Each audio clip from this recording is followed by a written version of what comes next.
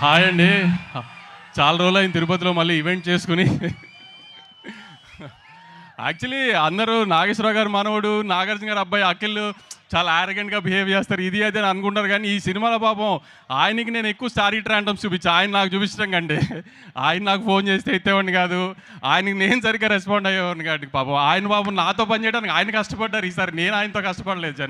మామూలుగా అందరు చెప్పినట్టుగా ఇప్పుడు దాకా అఖిల్ని ఇట్లా నాగార్జున గారు అబ్బాయి, నాగేశ్వరరావు గారి మనవడు, ఓ గోల్డెన్ స్పూన్తో పుట్టాడు, పెద్ద కష్టం పడలేదు ఎప్పుడు, ఇది అది చూశారు కదా.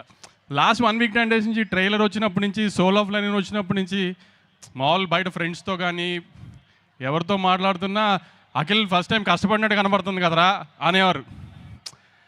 ఆ ఒపీనియన్లోకి జనాన్ని తీసుకురావడానికి అఖిల్ గారు 1.5 year నుంచి ఎంత కష్టపడ్డారో చూసేవాళ్ళం మేము అందరం.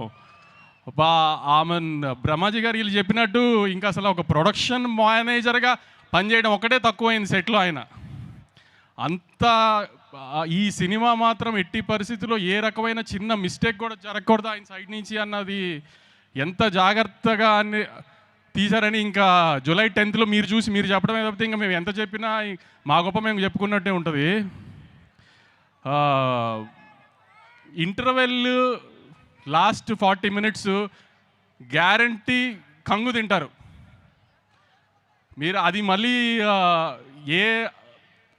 ఒక మాస్ సినిమాలో ఎలా రెగ్యులర్గా ఉంటుంది ఇంటర్వెల్, అలా కాకుండా కూడా అఖిల్ ఒక మాస్ సినిమా చేస్తున్నప్పుడు ఎలాంటి రెగ్యులర్ ఫార్మాట్లో ఉండకూడదు అనుకుంటున్నాము, అది ట్రై చేసి మరి పెట్టుకున్న ఎలిమెంట్స్ అవన్నీ ఖచ్చితంగా మాత్రం 2-3 చోట్ల సినిమాలో మాత్రం సర్ప్రైజ్ అవుతారు డెఫినెట్గా.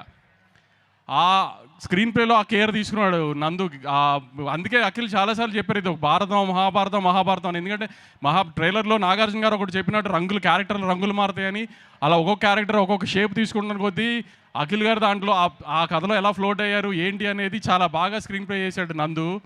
సో డెఫినెట్గా సినిమా చాలా ఎంగేజింగ్గా ఉంటుందని అయితే గ్యారంటీగా నమ్ముతున్నాము.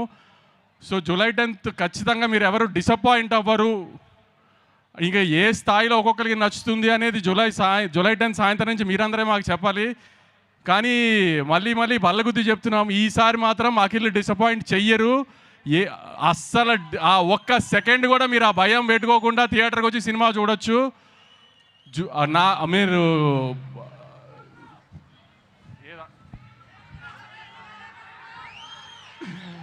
Okay Bhagyashree, thank you. మాకు చిన్న డిస్టర్బెన్స్ జరిగితే ఒక ఫోన్ కాల్లో డేట్స్ అన్ని అడ్జస్ట్ చేసి సినిమా చేసావు, thank you, really thank you very much. Brahmaji గారు ఆవిడ అన్నట్టు నిజంగానే మీకు ఆయాసం వస్తుందండి, అంత కష్టపడి మాట్లాడారు ఎందుకు? నిజంగానే మీరు జెన్జీ అనుకున్నా మీకు ఆయాసం వస్తుంది ఏంటండి? శివాజీ గారు చాలా థ్యాంక్స్ అండి, చాలా మంచి క్యారెక్టర్ చేశారు. సునీల్ భయ్య, మీరు నా సినిమాలో ఉంటే అది గ్యారంటీ హిట్ సినిమా, మన ఇద్దరికి సెంటిమెంట్ అది. మీకు తెలుసు తమన్కి నాకు ఉన్న అసోసియేషన్లో నాకు తమన్కి ఫెయిల్యూర్సే లేవు అసలు. సో ఈ సినిమా కూడా ఆ సెంటిమెంట్ ఎలా అయినా కంటిన్యూ అవుతుంది. సినిమా పెద్ద హిట్, బీజం కొట్టేశాడు. ఇంటర్వెల్కి కానీ వీటికి కానీ కొన్ని చోట్ల మీకు తమన్ తెలుసు కదా, కొంచెం పూనకం వస్తే ఎలా ఉంటుందో అలా ఉంటుంది బీజం కొన్ని మెయిన్ బ్లాకుల్లో.